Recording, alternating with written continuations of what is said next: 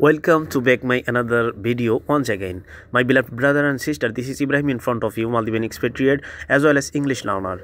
Today we have come here in TGT for go to the Gullifalu Island. We are gonna Gullifalu for bring some company item. You have seen this is the views of TGT. There are so many boat have in the boat jetty halt. Now we are going to the boat because his boat is waiting for us. Boat আমাদের জন্য অপেক্ষা করতেছে, তো আমাদেরকে call দিছিল এখানে আসার জন্য, এজন্য আমরা এখানে এসে গেছি। তো আপনারা দেখতে পাচ্ছেন আমার হাতে এগুলো হলো কিছু ভাজা জিনিস।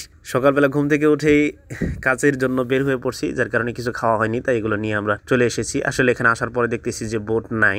তো বোট যখন নাই তখন বোটম্যানকে আমরা কল করলাম। কল করার পরে বোটম্যান বলতেছে যে আসলে বোট তো ওখানে যাওয়ার কথা ছিল, ওখানে যাবে না, তো তোমরা সবাই অপর দিকে চলে আসতে হবে, অপর দিকে চলে আসো। তো আমরা অপোজিট সাইডে চলে যাওয়ার জন্য সবাই তাড়াহুড়ো করতেছি, কারণ বোট এখানে বেশিক্ষণ থাকবে না। এজন্য আমরা সবাই খুব দ্রুত গিয়ে বোটে ওঠার চেষ্টা করলাম, কারণ খুব দ্রুত আমাদেরকে যেতে হবে আজ গুলিফালো আইল্যান্ডে, এবং সেখানে আমাদের পিকআপ আছে এবং কোম্পানির কিছু সামান আমাদেরকে সেখান থেকে আনতে হবে। তাই আমরা এসে গেছি এই বোর্ডের কাছে। এখন আমরা বোর্ডে উঠব এবং এই বোর্ড দিয়েই চলে যাব সমুদ্রের উপর দিয়ে, এক আইল্যান্ড থেকে আর এক আইল্যান্ড। তো সম্মানিত বন্ধু, আপনারা যারা এই ভিডিওটা দেখবেন তারা অবশ্যই লাইক, কমেন্ট এবং শেয়ার করবেন এবং ভিডিওটা কেমন হয় অবশ্যই জানাবেন। তো দেখতে থাকুন আমার এই ভিডিওটা। দেখেন আমরা বোর্ডের মধ্যে কিন্তু অলরেডি চলে এসেছি, এবং আমাদের যে প্রোপেকের যে টিম, শুধু আমি না, আমার সাথে আরও 3 জন আছে, আমরা মোট 4 জন যাচ্ছি। তো সবাই কিন্তু একে একে চলে আসতেছে। দেখেন সবাই কিন্তু বোটের মধ্যে এখন উঠে গেছে। তো বোটম্যান আমাকে জিজ্ঞেস করতেছে যে আরও কেউ আছে কি।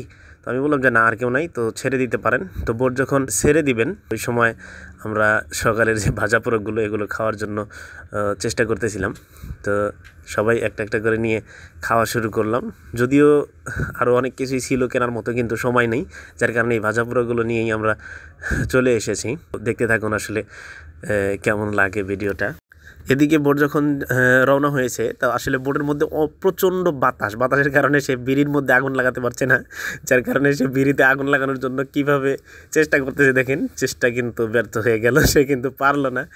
আসলে তাকে দেখে আমার একটা গান মনে হয়ে গেল, গাজা খায়া শুয়া থাকি শীতানে পুষ্কুনি দেখি, বাজার দেখি তাল গাছের মাথায় রে, গাজার লোকা পাহাড় দিয়া যায়।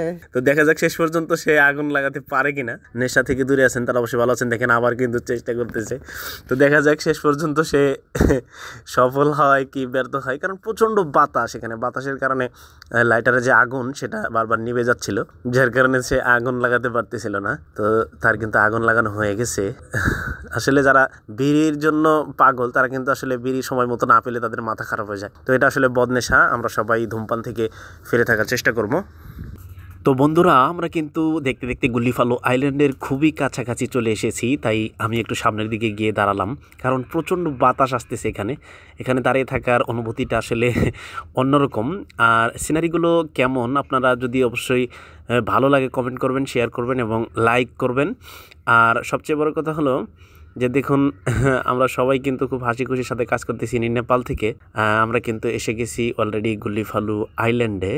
তো বন্ধুরা, আমরা কিন্তু এখন বোট থেকে নেমে যাব আমাদের গোডাউনের দিকে, কারণ সেখানে আমাদের গাড়ি আছে, গাড়ি লোড করতে হবে এবং গাড়ি এখানে আবার নিয়ে এসে এই বোটের মধ্যে আনলোড করতে হবে। তো ওই পর্যন্ত আমি আপনাদেরকে দেখাতে পারবো কিনা, কারণ এখানে আমাদের বস আছেন, আর তেনার সামনে যদি ভিডিও করা হয় তাহলে হয়তো বা কিছু বলতে পারেন, এই জন্য আর কিছু বলবো না। তো ভালো যদি লাগে তাহলে অবশ্যই লাইক, কমেন্ট এবং শেয়ার করবেন, আর পাশে থাকবেন, অবশ্যই ভালোবাসা দিবেন।